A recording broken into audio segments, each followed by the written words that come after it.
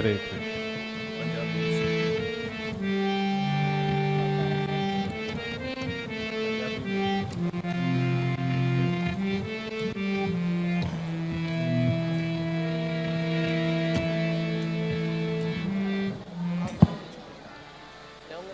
हरे कृष्ण हरे कृष्ण कृष्ण कृष्ण हरे हरे राम राम राम हरे हरे। तो कल श्रीमती राधा रानी का प्राकट्य दिवस था, तो हमने उस दिवस पे राधा रानी से काफ़ी कृपा भी मांगी, उनकी सेवा भी की, पर आज थोड़ी और कृपा मांगते।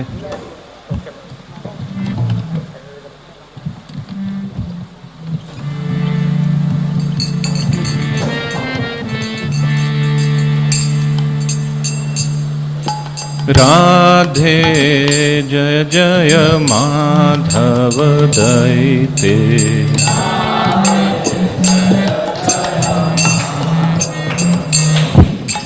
राधे जय जय माधव दयिते,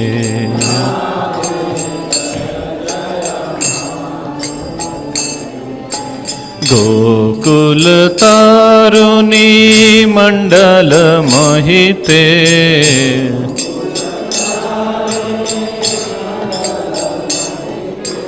गोकुल तारुणी मंडल मोहिते,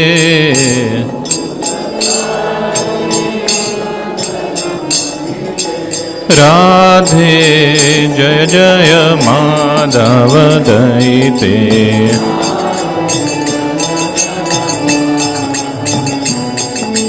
राधे जय जय माधव दयिते,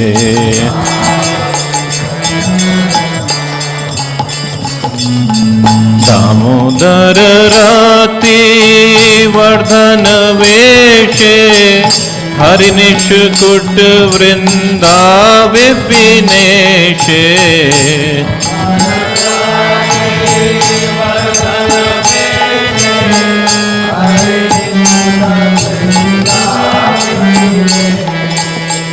दामोदर रति वर्धन वेशे, हरिनिष्कुट वृंदा विपिनेशे,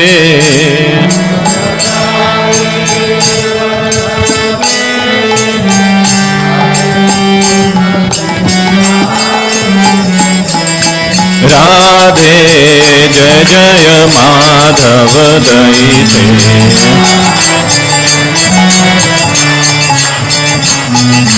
राधे जय जय माधव दयिते,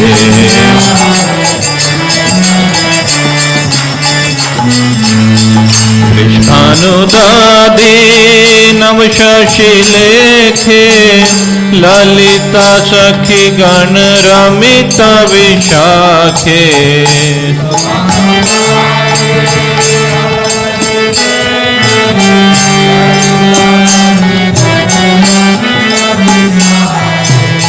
पृष्ठानुदादि नव शशि लेखे, ललिता सखी गण रमिता विशाखे,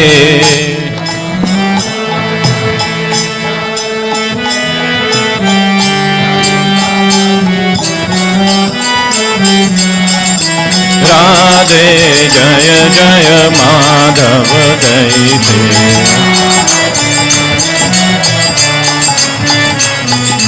राधे जय जय माधव दयिते,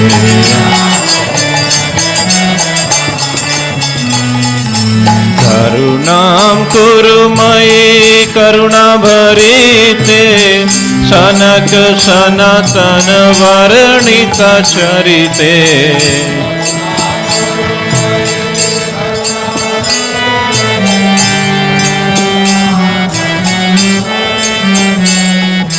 करुणां कुरु मयि करुणा भरिते, सनक सनातन वर्णिता चरिते।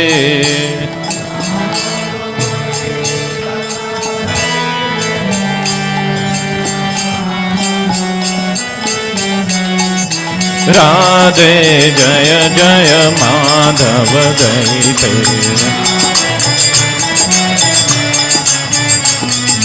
राधे जय जय माधव दैते।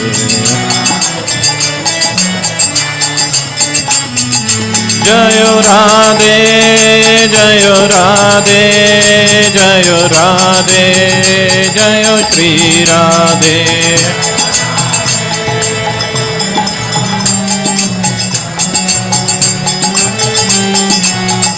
जय राधा पार्थ साठी राधा पार्थ साठी राधे।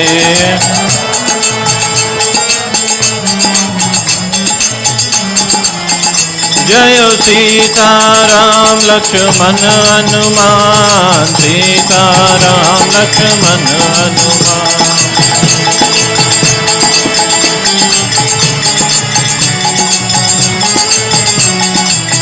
जय गौरनिताय गौरनिताय गौरनिताय जय गौरनिताय।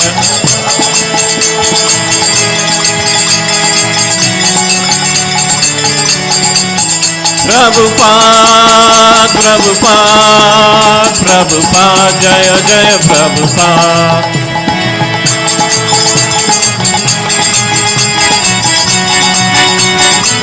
जय जय गुरुदेव गुरुदेव गुरुदेव जय जय गुरुदेव।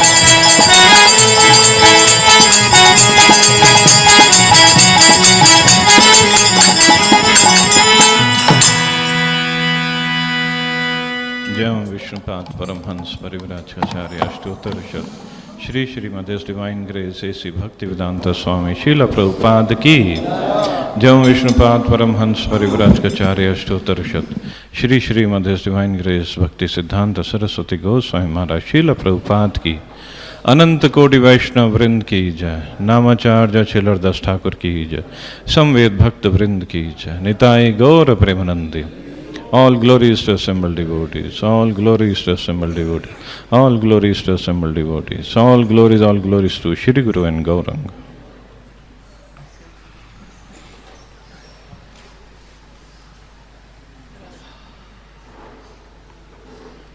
हरे कृष्णा। हालांकि श्रील प्रभुपाद जी से तो कल हमने सुना था राधा रानी के बारे में, तो सोचा थोड़ी सी और चर्चा कर लें अगर आज्ञा है। तो ये जो भजन अभी गाया हमने, राधे जय जय माधव दैते गोकुल तरुणी मंडल महिते। हे राधे हे माधव, हे राधे हे माधव की प्रिया, गोकुल की सब तरुणियों द्वारा वंदित देवी आपकी जय हो। आप भगवान दामोदर के प्रेम को बढ़ाने वाले वेश धारण करती हैं। भगवान श्री हरि को सुख देने वाले वृंदावन की आप महारानी हैं। महाराज वृषभानु रूपी सागर से उदित आप नव चंद्र स्वरूपा हैं। आप ललिता की सखी हैं। सौहार्द, कारुण्य, कृष्णानुकूल्य आदि अद्भुत गुणों से आप विशाखा को अपने वशीभूत करती हैं। आप दिव्य चरित्र सनक सनातन जैसे महान संतों द्वारा आपका दिव्य चरित्र सनक सनातन जैसे महान संतों द्वारा वर्णित होता है। हे राधे मुझ पर कृपा करो।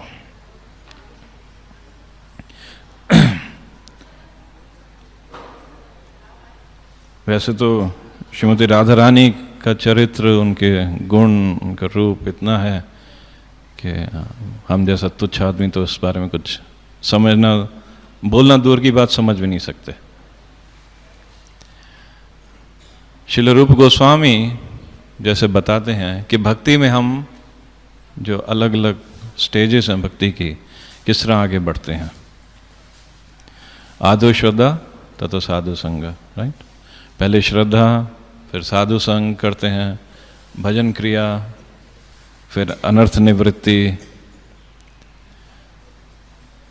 भजन क्रिया के स्टेज पे हम लोग आते हैं, साधु संग छोड़ देते हैं तब साधु संग अच्छा नहीं लगता, हम अपना भजन करेंगे जाके। फिर अगर भजन क्रिया ठीक से हो रहा है, साधु संग ठीक से हो रहा है, फिर अनर्थ निवृत्ति होगी। और फिर लगता है अब अनर्थ निवृत्ति हो गई, अब निष्ठा की स्टेज पे आ गए, अब साधु संग और भजन क्रिया की क्या आवश्यकता है, छोड़ो अब तो हम इस सबसे ऊपर आ गए हैं। भजन क्रिया, साधु संग, ये तो वैधि साधना भक्ति की शुरुआत की चीज है, हमें क्या आवश्यकता है। पर नहीं, रूप गोस्वामी ऐसा नहीं बता रहे। उसके बाद भी साधु संग भजन क्रिया फिर भी आगे आगे चलता रहेगा, उसमें और ज्यादा आनंद आएगा भजन क्रिया करने में और साधु संग करने में, और हम उत्सुक होंगे वो लेने के लिए। और फिर जब आगे बढ़ेंगे तो निष्ठा, निष्ठा के बाद रुचि, फिर आसक्ति, फिर भाव, फिर प्रेम। अभी तो हमारी साधु संग ठीक से नहीं है और भजन क्रिया तो हम कहते हैं, रूप गोस्वामी के हिसाब से हमें लगता है, नेक्टर डिवोशन के हिसाब से, कि हम वैधि साधना भक्ति कर रहे हैं, नहीं। पर असलियत यह है हम वैधि साधना भक्ति करने की कोशिश कर रहे हैं, वो भी ठीक से कर नहीं रहे अभी अभी कोशिश कर रहे हैं। और जाना कहां तक है? निष्ठा, रुचि, आसक्ति, भाव और फिर प्रेम, ये स्टेजेस हैं। और जिस तरह विश्वनाथ चक्रवर्ती ठाकुर बताते हैं माधुर्य कादम्बनी में कि प्रेम की दशा में आकर हमारे जो अनर्थ हैं एब्सोल्युटली, जिसको कहते हैं, खत्म होंगे, मतलब दोबारा से वापस नहीं आएंगे। भाव की दशा में भी अनर्थ जो हैं दोबारा वापस आ सकते हैं, प्रेम की दशा में आके वो अनर्थ वापस नहीं आएंगे। पर इसके आगे की भी कई स्टेजेस हैं जो श्रील प्रभुपाद उज्ज्वल नीरामणि से कोट करते हैं चैतन्य चरितमृत में। उसके आगे है स्नेह, फिर मान, प्रणय, राग, अनुराग, भाव, ये दूसरा भाव है, और फिर महाभाव। वही मैंने कहा था ना, हम तो सोच भी नहीं सकते कि इसके आगे भी कुछ स्टेजेस हैं। ये प्रेम का और गाढ़ गाढ़ा गाढ़ गाढ़ और स्वरूप होता जा रहा है, और महाभाव की भी कई स्टेजेस हैं आगे, जिसका टॉप मोस्ट स्टेज है मदनाख्य महाभाव, जिसका मूर्तिमान स्वरूप सिर्फ और सिर्फ श्रीमती राधा रानी है। तो ये है राधा रानी की पोजीशन। भगवान कृष्ण की बताया गया अनंत शक्तियां हैं। शक्ति वैसे एक है, पर अनंत रूपों से अपने आप को प्रदर्शित करती है। भौतिक जगत में महामाया के रूप में, आध्यात्मिक जगत में योग माया। पर उनकी जो आध्यात्मिक शक्ति, अंतरंगा शक्ति है, उसके भी 3 डिविजन्स हैं, 3 अलग अलग प्रकार हैं। संधिनी, संवित और हलादिनी। संधिनी शक्ति जिससे भगवान का धाम, सब कुछ, सबका अस्तित्व है, सबका आधार है, संधिनी शक्ति। जैसा हम कहते हैं ना, भगवान सच्चिदानंद स्वरूप है, सच्चिदानंद विग्रह, तो सत जो है ये संधिनी शक्ति से आता है। संवित शक्ति है जिससे भगवान को ज्ञान होता है सब चीजों का, चित्त। और तीसरी है हलादिनी शक्ति, जिससे भगवान को आनंद मिलता है। ये हलादिनी शक्ति की मूर्तिमान स्वरूप है श्रीमती राधा रानी। श्रीमती राधा रानी भगवान को हर प्रकार से आनंद देने के लिए सारा अरेंजमेंट करती हैं, हर प्रकार से आनंद देने के लिए वो श्रीमती राधा रानी करती है। पर चूंकि भौतिक जगत जो है आध्यात्मिक जगत का विकृत रूप है, उसका प्रतिबिंब मात्र है, तो भौतिक जगत में भी हम कुछ आनंद ढूंढते हैं तो उस हलादिनी शक्ति का ही विकृत रूप हमें यहां मिलता है। बहुत थोड़ा सा ले पाते हैं और बहुत क्षणिक होता है, तुच्छ होता है, पर उसी का विकृत रूप है। जैसे कल श्रील प्रभुपाद जी बता रहे थे कि श्री कृष्ण जो हैं वो किसी भी भौतिक चीज से आनंद नहीं ले सकते, उनको आध्यात्मिक से ही आनंद मिलेगा, असली आनंद जो मिलता है। और चूंकि जो भक्त भी है, जो व्यक्ति भी है, जो भक्ति में आता है, वो भी माम चयो अभिविचारेण भक्ति योगेन सेवते सगुणान समतीत्यतान ब्रह्म भूयाय कल्पते। तो वो भक्त भी अगर अव्यभिचारिणी भक्ति कर रहा है तो तीनों गुणों से ऊपर उठ जाता है। जब भक्त जो है, जो अव्यभिचारिणी भक्ति कर रहा है, वो तीनों गुणों से ऊपर उठ जाता है, तो कृष्ण जो है वो इन तीनों गुणों के भीतर की किसी भी चीज से आनंदित कैसे हो सकते हैं? भक्त जो है, जो ब्रह्मभूता प्रसन्नात्मा न शोचती न कांक्षति, वो जब इस लेवल पे आ सकता है तो कृष्ण इसके नीचे के किसी चीज से कैसे आनंदित हो सकते हैं? तो भक्त को भी इस भौतिक जगत में किसी चीज से आनंद नहीं आता, क्योंकि वो इन तीनों गुणों से ऊपर पहुंच चुका है। तो इसलिए कृष्ण भी जब अपनी लीला करते हैं, जब उनको किसी भी चीज में आनंद आता है, तो समझना चाहिए सही तरीके से कि वो सब स्पिरिचुअल हैं, आध्यात्मिक हैं। जो कृष्ण गोपियों के साथ रास लीला कर रहे हैं या और प्रकार की लीलाएं कर रहे हैं, अपने ग्वाल बालों के साथ लीलाएं कर रहे हैं, सब के सब आध्यात्मिक स्तर पर हैं, भौतिक स्तर पे कुछ भी नहीं है। जब कृष्ण के भक्त, जो कृष्ण के चरणों का आश्रय लेते हैं, वो ब्रह्म के लेवल पर पहुंच जाते हैं, इस भौतिक जगत से बाहर आ जाते हैं। तो कृष्ण का कहना ही क्या? तो ये समझने योग्य बात है कि कृष्ण की क्या पोजीशन है, कृष्ण तत्व क्या है, और श्रीमती राधा रानी की क्या पोजीशन है। वो सिर्फ एक ब्रज में रहने वाली साधारण गोपिका नहीं है। जो लोग कहते हैं ना, सिर्फ एक गोपिका है, नहीं सिर्फ एक गोपिका नहीं है। कृष्ण को हर तरीके से आनंद प्रदान करने वाली सिर्फ और सिर्फ श्रीमती राधा रानी है। और वो कृष्ण जिनकी सेवा के लिए हमको हर कोई जो है तत्पर रहता है।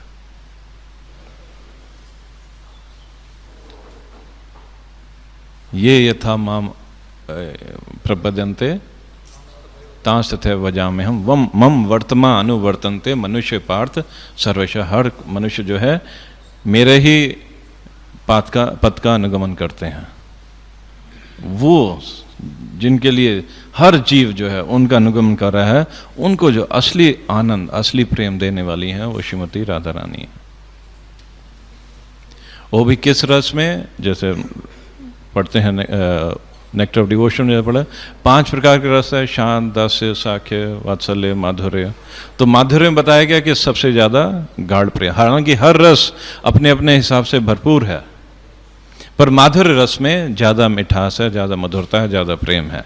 उस माधुर्य रस में सर्वोच्च, उस माधुर्य रस में जो मतलब गोपियां जो हैं कृष्ण को आनंद देती हैं, कृष्ण के साथ प्रेम करती हैं, कृष्ण को हर तरीके से प्रसन्न करती हैं। तो ऐसा बताया गया है कि 16,108 मुख्य गोपिकाएं हैं, उसमें से 108 और ज्यादा मुख्य हैं। 108 में 8 गोपिका सबसे ज्यादा मुख्य हैं, 8 में से 2 प्रमुख हैं, श्रीमती राधा रानी और चंद्रावली,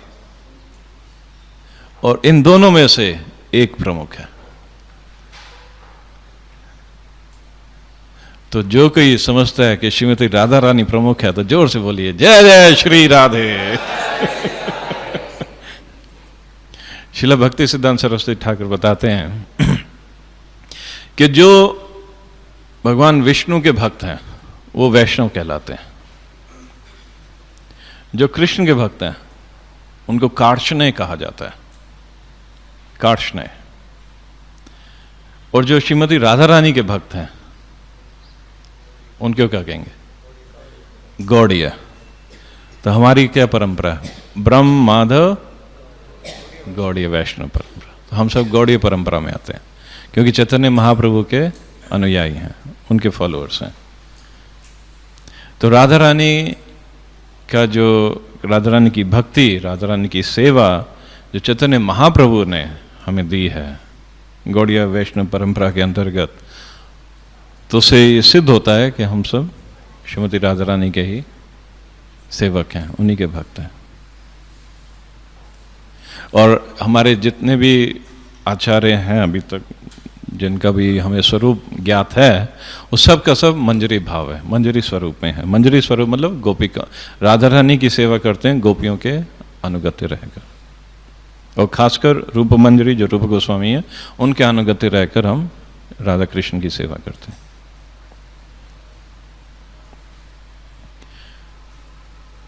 तो श्रीमती राधा रानी जो कि महाभाव स्वरूपा, उनकी सेवा हमें रूप मंजरी और रूप मंजरी के बाद जितने भी और आचार्य हैं, उस परंपरा में आके हमें वो सेवा करने का अवसर मिल रहा है।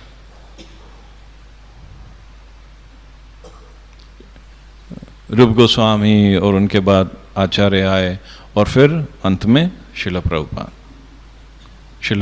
उनके बाद उनके जो शिष्य हैं, उनकी कृपा से हमें ये मौका मिल रहा है कि हम श्रीमती राधा रानी की और कृष्ण की सेवा कर सकें। और जैसे श्रील प्रभुपाद जी कल प्रवचन में बता रहे थे कि अगर कोई भक्त श्रीमती राधा रानी की सेवा कर रहा है और श्रीमती राधा रानी कृष्ण को रिकमेंड कर देती हैं कि ये भक्त बहुत अच्छा है, बहुत अच्छे से सेवा कर रहा है, कृपया आप इसे स्वीकार करिए, तो भले ही हम में लाखों कमियां हों, कृष्ण जो है मना नहीं कर सकते। क्योंकि जो क्वालिटीज साधु हृदय प्रभु ने बनवा के लिखी, तो आखिरी क्वालिटी, आखिरी गुण जो है श्रीमती राधा रानी का क्या है? She controls Krishna totally. जबरदस्ती नहीं, विद हर लव। अपने प्रेम से पूरी तरह से कृष्ण को कंट्रोल करती है। कृष्ण जो है उनको कहा जाता है मदन मोहन है, हम जो है मदन से पीड़ित हैं। मदन मतलब कामदेव, कामदेव के बाणों के द्वारा इस भौतिक जगत में हर कोई जो पीड़ित है पूरी तरह से। और वही कामदेव एक बार कृष्ण के ऊपर अपने बाण चलाने चले गए थे। 5 प्रकार के बाण हैं उनके पास, तो कृष्ण के ऊपर बाण चलाने चले गए थे। शिव जी के ऊपर भी गए थे बाण चलाने। तो शिव जी ने तो अपनी तीसरी आंख खोल दी और भस्म कर दिया था कामदेव को वहीं पे।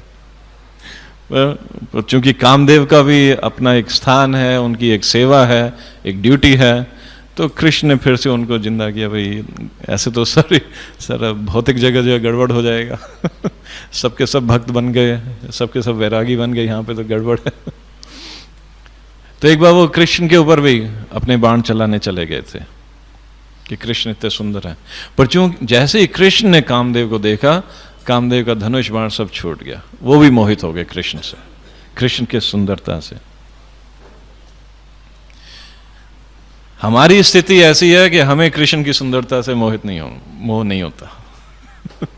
हमें वो लिक्विड ब्यूटी जिसको कहा जाता है, उसमें ज्यादा सुंदरता दिखती है। अच्छा, सबके ब्लैंक फेस है। लिक्विड ब्यूटी मतलब क्या?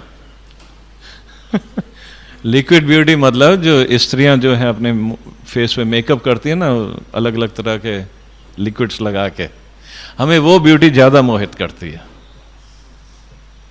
पर कृष्ण जो है, वो ही कामदेव कृष्ण को जब देखे, तो कृष्ण को देखते ही उनके हाथ से धनुष बाण जो है गिर गया।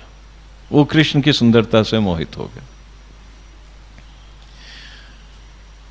पर श्रीमती राधा रानी जैसे गाया तो नहीं, राधा कृपा कटाक्ष जो वैष्णव परंपरा में है, तो उसे बताया कि राधा रानी सिर्फ एक कटाक्ष, एक तिरछी नजर से कृष्ण को देखती हैं,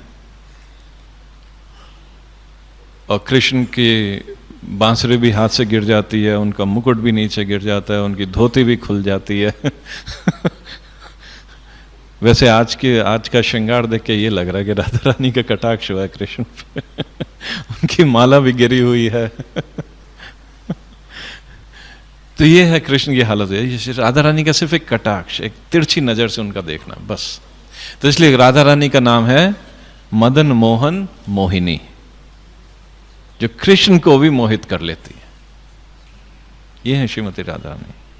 और किसी मतलब जैसे मधुसूदन प्रभु जब वो परसों प्रवचन दिया था, आत्मेंद्रिय प्रीति इच्छा धरे काम नाम तारे जो आत्मेंद्रिय प्रीति इच्छा धरे काम नाम, वो काम है।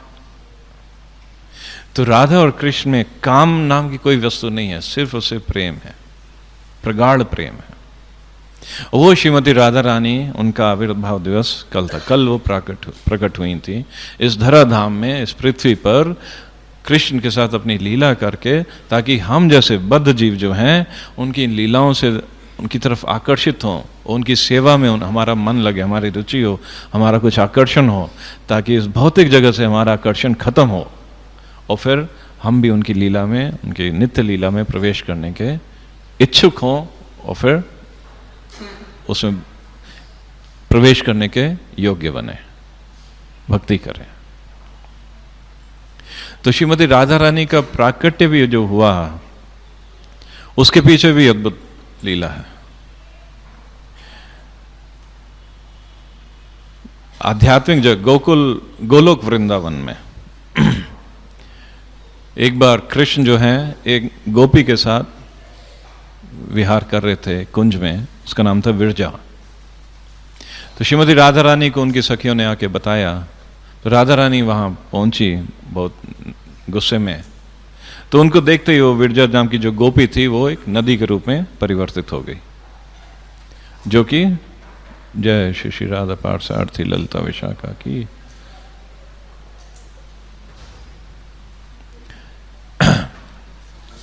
तो विरजा नदी ही है जो भौतिक जगत और आध्यात्मिक जगत के बीच में प्रवाहित होती है। तो राधा रानी वहां आई, उस कुंज में देखा कृष्ण अकेले बैठे, एक नदी बह रही है, तो कुछ कहा नहीं। जय श्री श्री सीताराम लक्ष्मण हनुमान की जय, श्री श्री गौरनिताई की जय।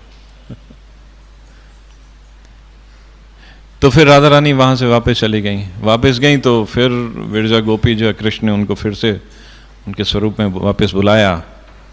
फिर राधा रानी को न्यूज़ मिलती है कि कृष्ण फिर जो है विरजा के साथ हैं। तो राधा रानी फिर वहाँ आई और बहुत गुस्से में, और इस बार जो है विरजा को, गोपी को देख लिया और कृष्ण पे खूब गुस्सा किया, खूब मान किया कि आप ऐसा क्या करते हो, क्यों करते हो इस तरह। खैर वो पूरा डायलॉग नहीं बताएंगे पर राधा रानी के बड़े भाई श्रीदाम, वो कृष्ण के अंतरंग सखा हैं, तो वो वहां पे थे। तो उन्होंने राधा रानी को डांटा कि तुम ऐसा क्यों बोलती हो, कृष्ण चाहें तो तुम जैसी लाखों गोपियां एक क्षण में बना सकते हैं, तुम कृष्ण की पोजीशन को नहीं जानती, कृष्ण की स्थिति क्या है। तो राधा रानी को अभी गुस्से में तो सही, कृष्ण पे भी गुस्सा आ रहा था, ऊपर से उनका ही भाई इस तरह बोले तो उसमें और गुस्सा आया कि तुम जो है एक असुर की तरह बात कर रहे हो, कृष्ण जो है ऐसे गलत काम कर रहे हैं, तुम उनका पक्ष ले रहे हो, तो तुम असुर की तरह बात करो, तो तुम पृथ्वी पर राक्षस बनने के लिए जाओ, 100 साल जो है राक्षस का जीवन बनो। तो श्रीदाम जो है फिर, हालांकि अलग अलग कल्पभेद हो सकता है, कभी कहा गया शंखचूड़ बन के आए, तो कभी कहा गया जलंधर जिन्होंने तुलसी से विवाह किया था वो बन के आए थे।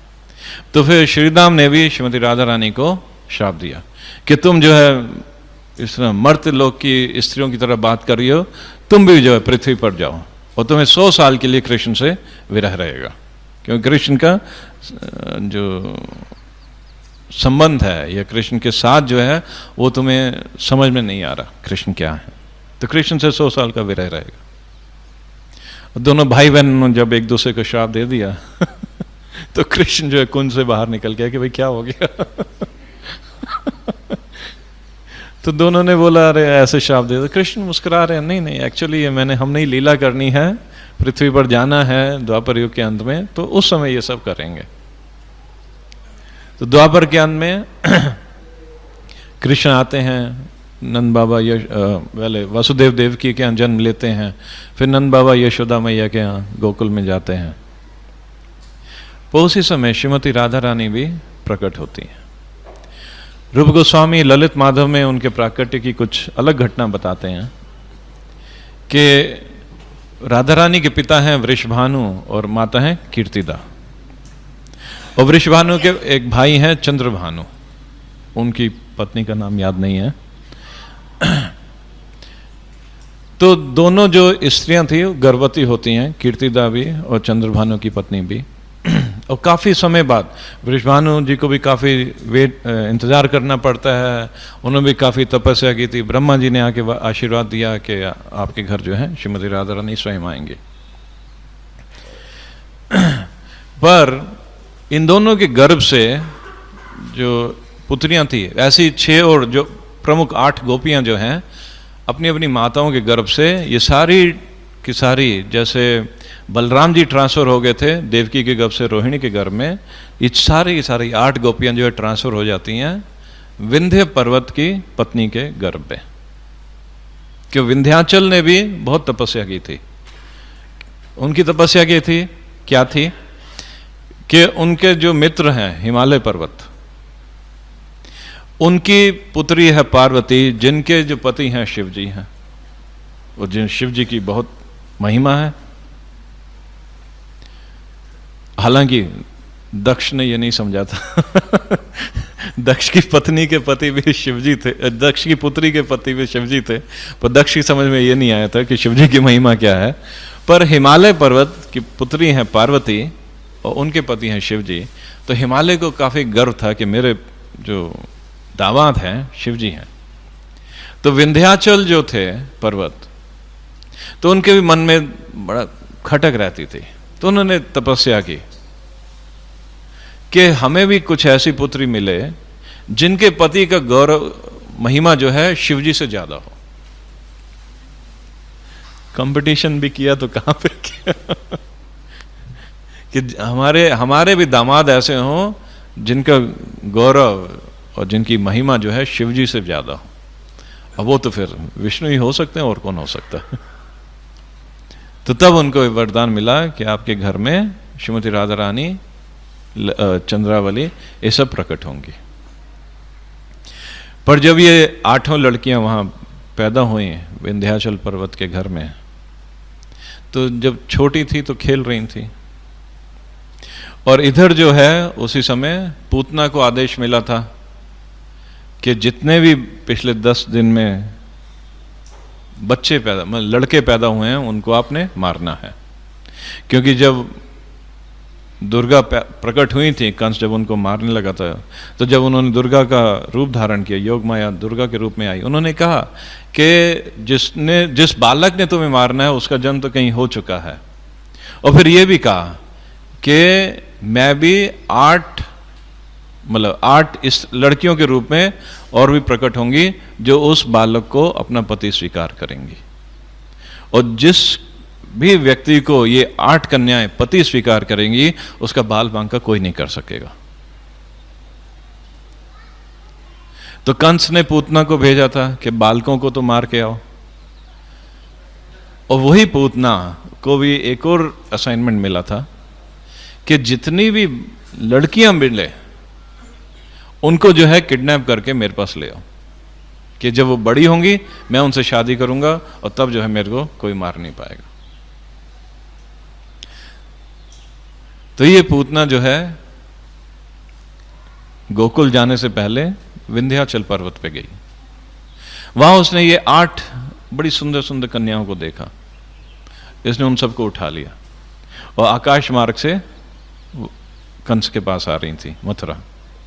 पर विंध्याचल पर्वत के एक ऋषि थे, वहां पे एक ऋषि थे, उन्होंने जो है अपना एक श्लोक पढ़ा और पूतना की तरफ डायरेक्ट किया। पूतना को वो श्लोक से जो भी चोट लगी, उसके हाथ से 8 की 8 जो कन्याएं थी गिर गईं। तो एक कन्या जो थी रावल में एक कमल पर गिरी। इसी तरह 8 कन्याएं 8 अलग अलग पिताओं को मिली। चंद्रभानु महाराज को चंद्रावली मिली। तो वृषभानु महाराज जो थे वो पहले रहते थे बरसाना में, पर बरसाना में रहते थे और पर भ्रमण करते रहते। ब्रज का मतलब ही है भ्रमण करते रहना, तो भ्रमण करते रहते थे। तो कुछ समय के लिए रावल में जाके रह रहे थे। तो रावल में उनके घर के पास ही यमुना जी बहती हैं। तो एक दिन सुबह सुबह वहाँ स्नान करने के लिए गए, तो उस यमुना जी में, रावल के पास, वहाँ जो एक स्नान कर रहे थे तो उनके शरीर से एक कमल आके टकराया। तो उन्होंने देखा, कमल देखा तो कमल से बहुत आभा निकल रही थी। देखा अंदर तो एक छोटी सी कन्या गौर रंग की, तब तक कांचन गौरांगी, वो जो है बड़ी सुंदर कन्या वहां लेटी हुई है। तो ये है श्रीमती राधा रानी इस तरह प्रकट होती है। हालांकि अलग अलग पुराणों में कल्प भेद के हिसाब से अलग अलग कथाएं हैं। कहीं बताया गया है कि यार राधा रानी प्रकट हो रही है, तुम्हारा मोबाइल चल रहा है।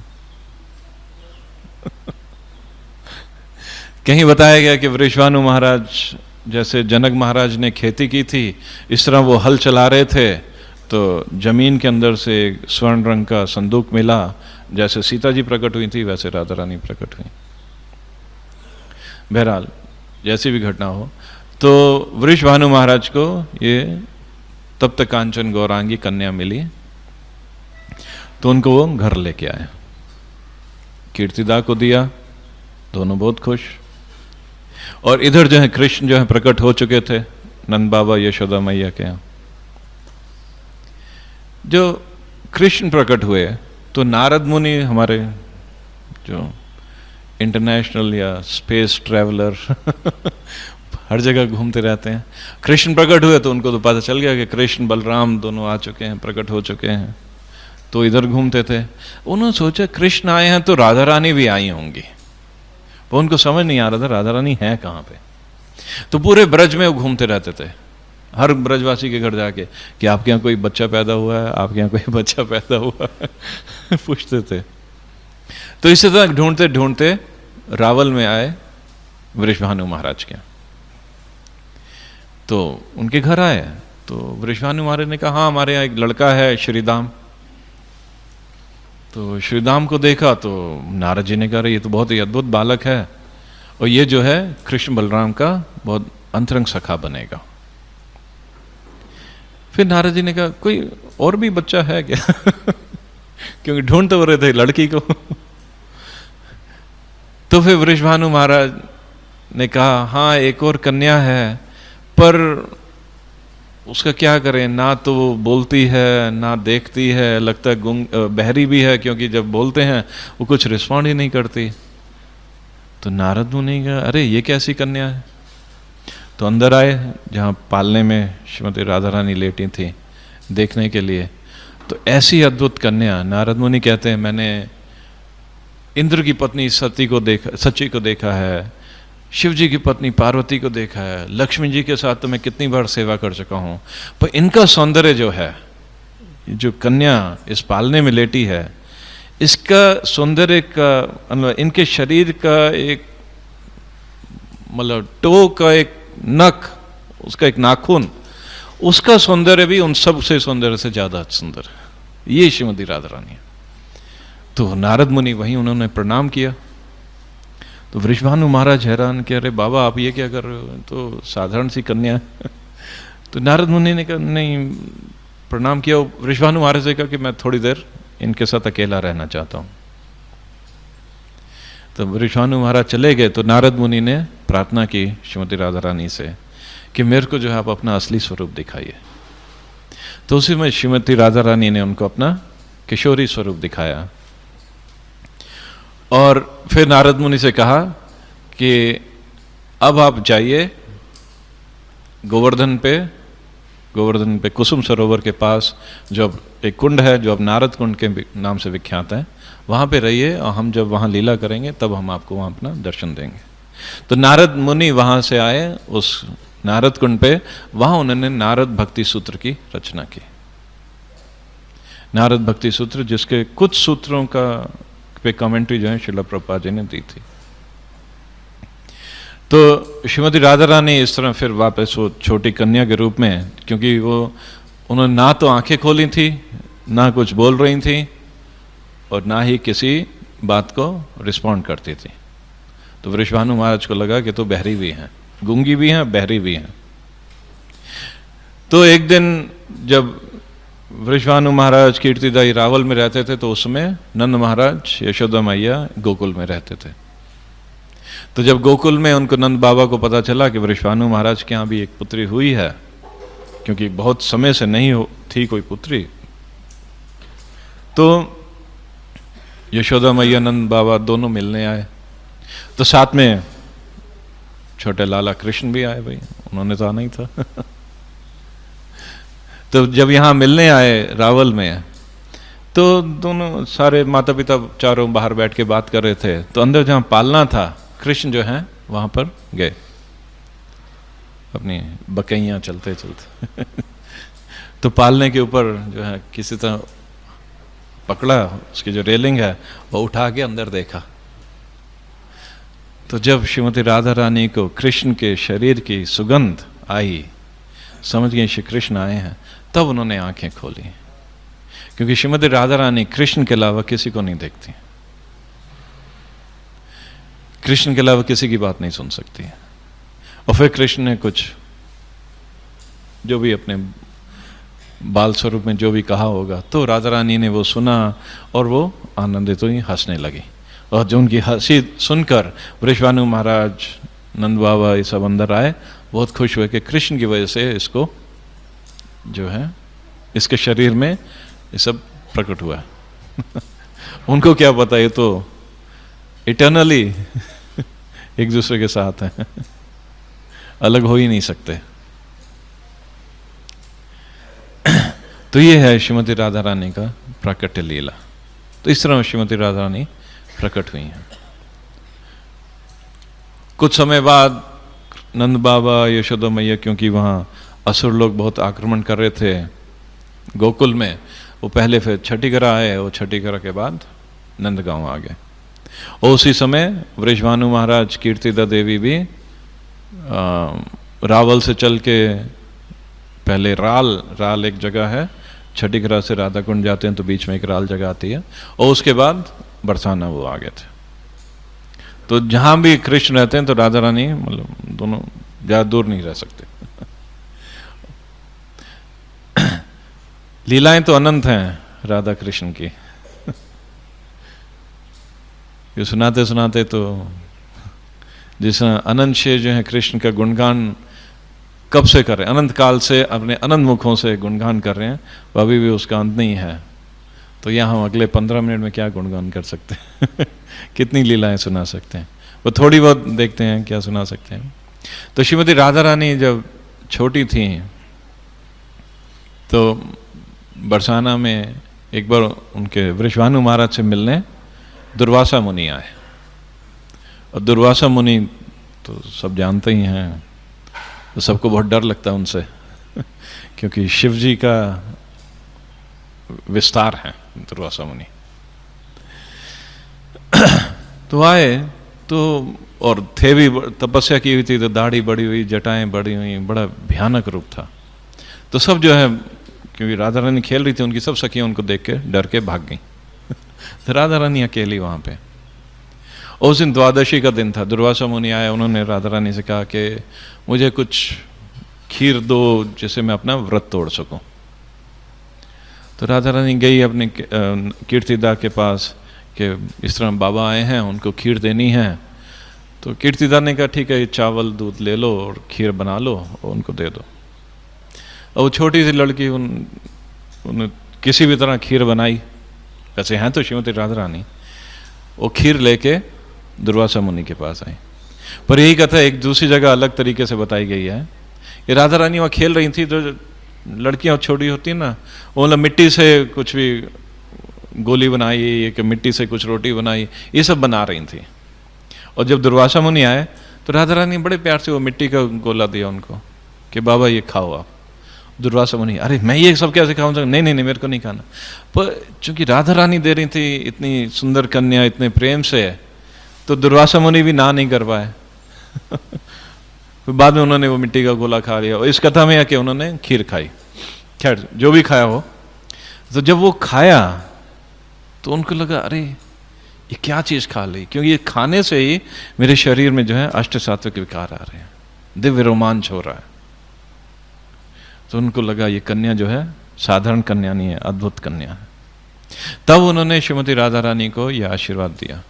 हालांकि राधा रानी को किसी का आशीर्वाद की आवश्यकता नहीं है, तो उन्होंने आशीर्वाद दिया कि तुम्हारे हाथ का पका हुआ जो भी कोई खाएगा उसको ना कभी रोग होगा और ना कभी बूढ़ा होगा, कुछ नहीं होगा, हमेशा उसका शरीर दिव्य होगा।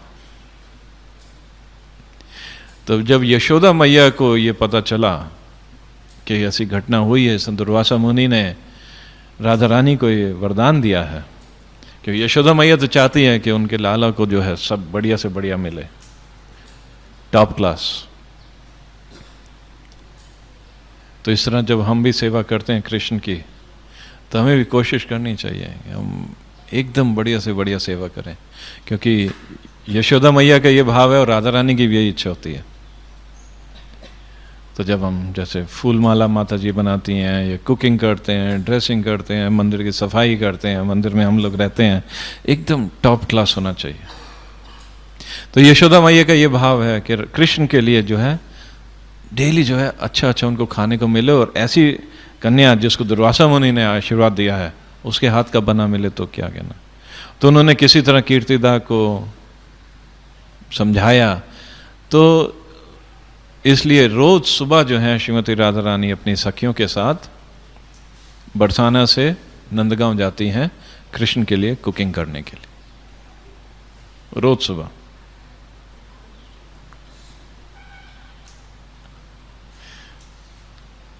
और ऐसा बताया गया है कि यशोदा मैया की किचन में ऐसे 50 चूल्हे जलते हैं जिस पे कुकिंग होती है, और श्रीमती राधा रानी वहाँ खड़ी होकर पर्सनली डायरेक्ट करती हैं, गाइड करती हैं किस में क्या बन रहा है। और जो हमारी माता जी हैं जो कुकिंग करती हैं ऐसा बताया गया है, मेरे को पता नहीं क्योंकि रियलाइजेशन इसमें कुछ भी नहीं है मेरी सिर्फ और सिर्फ थ्योरेटिकल नॉलेज है कि राधा रानी कोई भी एक चीज दोबारा नहीं बनाती, कोई भी आइटम दोबारा नहीं बनाती, हर बार नया होता है। आध्यात्मिक जगत में सब कुछ संभव है हम तो वही पेड़ा डेली बनेगा वही पराठा डेली बनेगा, वही खीर डेली बननी है खैर हमारी लिमिटेशंस हैं, राधा रानी में कोई लिमिटेशन थोड़ी है। तो ये है श्रीमती राधा रानी, कृष्ण को हर तरीके से हर दशा में प्रसन्न करने के लिए वो कुछ भी करने को तैयार है। गोपियां भी कुछ भी करने को तैयार है, उससे श्रीमती राधा रानी तो और कुछ भी करने को तैयार है, सिर्फ और सिर्फ कृष्ण की प्रसन्नता के लिए। तो अपने आप का श्रीमती राधा रानी विस्तार करती हैं अलग अलग गोपियों के रूप में कि कृष्ण को हर वैरायटी से प्रसन्न किया जा सके। अपने आप का विस्तार करती हैं द्वारका की रानियों के रूप में भी, कि कृष्ण जब द्वारका में है तब भी उनको प्रसन्न कर सकूं। पर पूर्ण जो है वो श्रीमती राधा रानी वृंदावन में ही है, वहां पूरे माधुर्य से, कोई ऐश्वर्य नहीं, पूरी की तरह पूरे माधुर्य से कृष्ण की सेवा करती है। तो इस तरह एक बार जब रोज वो कुकिंग करने के लिए आती थी कृष्ण के लिए, तो यशोदा मैया की बहुत इच्छा थी कि इतनी सुंदर कन्या है, इतनी सेवा करती है, पूरी तरह कृष्ण को प्रसन्न रखती है, तो कृष्ण से इसका विवाह हो जाए तो कितना अच्छा हो। तो एक दिन यशोदा मैया ने बड़े प्रेम से आके राधा रानी के हाथ पे हल्दी लगा दी। हल्दी का मतलब है उसको अपनी बहू के रूप में स्वीकार कर रही हैं। तो राधा, ललिता, विशाखा ये सब जब वापस बरसाना जा रही थी तो वैसे तो बहुत खुश थी, पर जब जा रही थी तो बरसाना के बाहर एक कुंड आता है, तो वहाँ जाके सोचा कि अरे मैं सबको कैसे बताऊंगी कि हल्दी कैसे लगी, मेरी क्या शादी हो गई है, बाबा वृषभानु महाराज को भी नहीं पता तो उन्होंने उस कुंड में अपने हाथ जो है धो लिए कि हल्दी का रंग जो है निकल जाए। वो कुंड जो है अभी भी बरसाना में है और वो पीली पोखर के नाम से विख्यात है। उस कुंड का पानी अभी तक पीला है, क्योंकि श्रीमती राधा रानी ने अपने वो हल्दी युक्त हाथ वहां पे धोए थे। तो अपना जो कृष्ण प्रेम भी है उन्होंने उस हल्दी के साथ साथ उस कुंड में डाल दिया था। बरसाना के पास ही एक और कुंड है, प्रेम प्रेम सरोवर। तो ये बताया गया है कि राधा कृष्ण के मथुरा जाने से पहले की अंतिम लीला है। ये समझ में आएगा कि श्रीमती राधा रानी का प्रेम कृष्ण के लिए कितना है। जो हमने कहा था ना, मदन आख्या महाभाव, अभी भी मतलब थ्योरेटिकल नॉलेज ही है, इंफॉर्मेशन ही है, रियलाइजेशन कुछ भी नहीं है, 0% भी नहीं है। उसके लिए बताया गया वो क्या है कि राधा रानी कृष्ण के साथ हैं और फिर भी उनसे सेपरेशन का अनुभव करती हैं।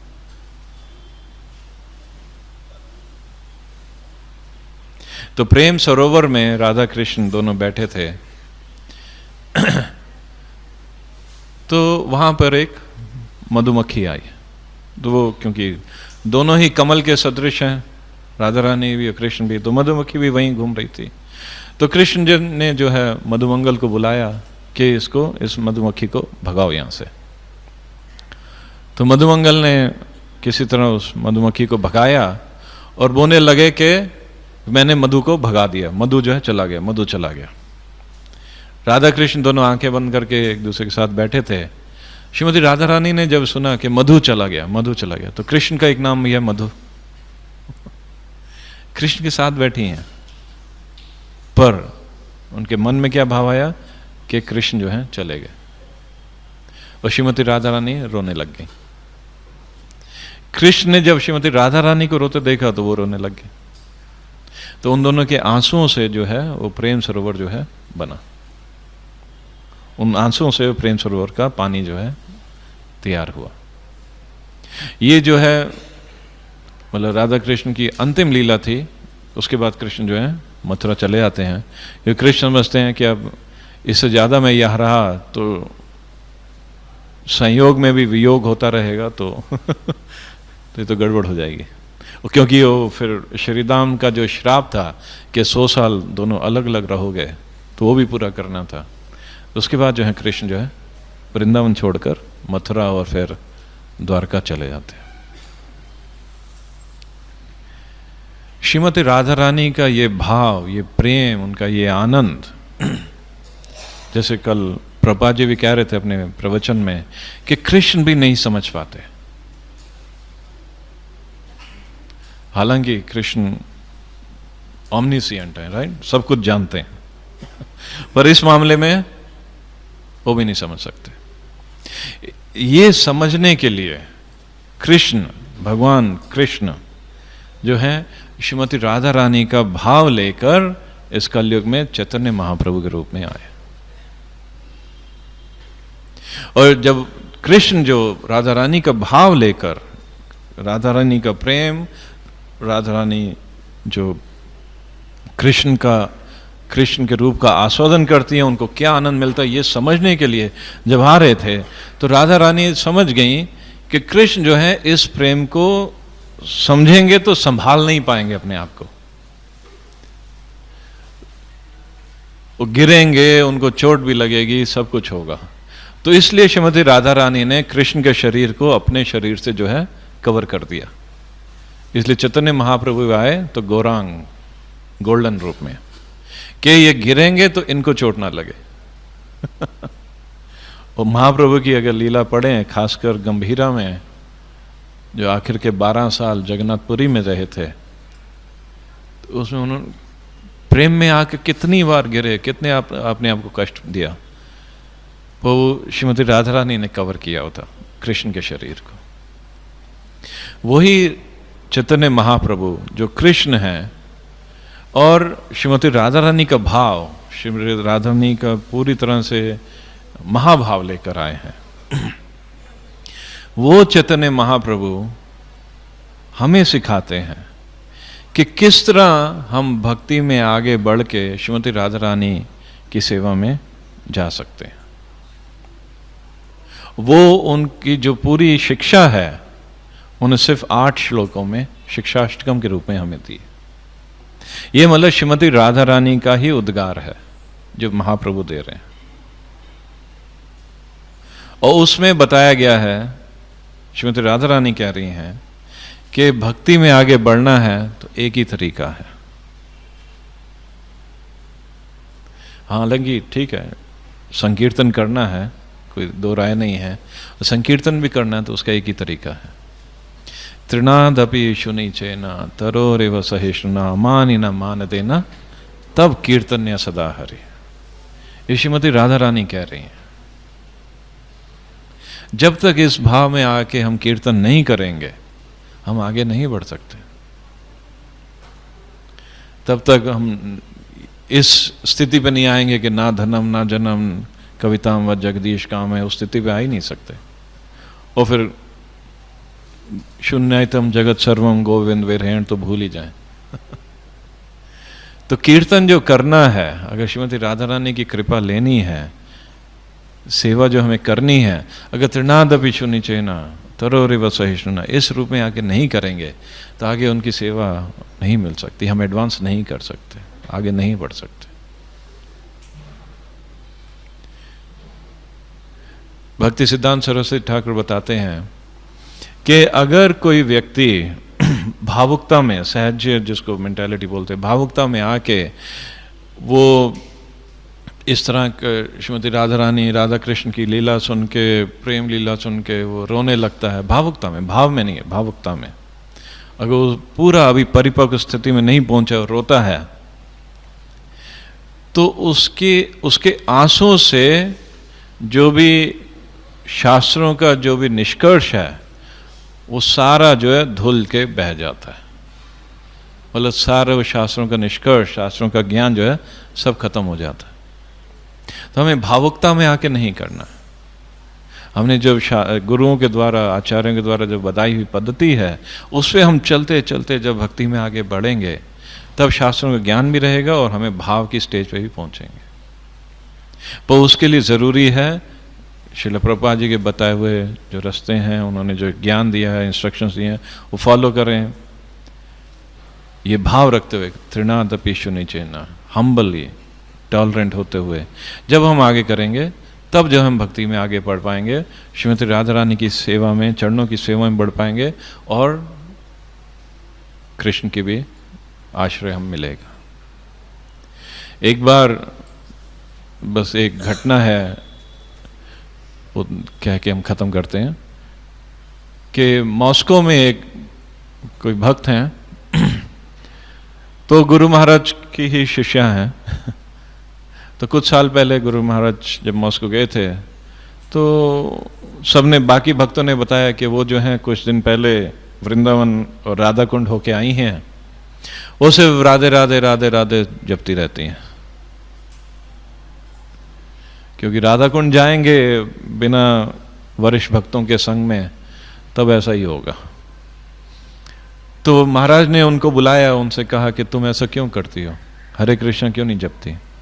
तो उन्होंने कहा महाराज मेरे को लगता है मैं ज़्यादा प्रगति कर रही हूँ इस राधे राधे जप के बनिस्बत के हरे कृष्ण महामंत्र का जप करो। तो गुरु महाराज ने बहुत समझाया कि नहीं नहीं नहीं, देखो हम परंपरा में आ रहे हैं, हमें हरे कृष्ण महामंत्र का जप करना चाहिए। तो नहीं सुन रही थी, फिर बोली नहीं नहीं महाराज मैं ज़्यादा तरक्की कर रही हूँ। तो गुरु महाराज ने फिर थोड़ा गुस्से में आ गए, उनसे कहा अब मुझे तुमसे सीखना पड़ेगा कि आध्यात्मिक भक्ति में प्रगति किस तरह करनी पड़ती है, किस तरह कर सकते हैं। तो सिर्फ मतलब हम भावुकता में आके राधे राधे कह के नाचते रहें, गाएं, आंखों से आंसू बरसाएं, उससे तरक्की नहीं होगी। यस्या प्रसादात भगवत प्रसादो, उससे हम प्रगति कर पाएंगे।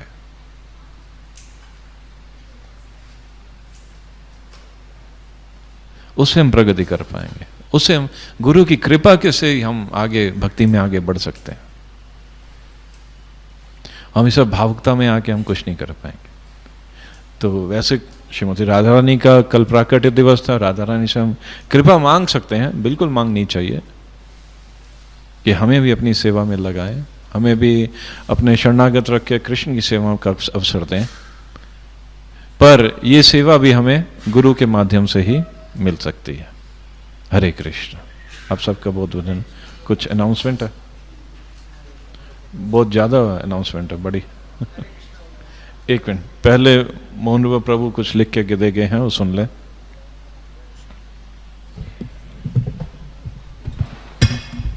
So it's written in English. Read it in English itself and save time.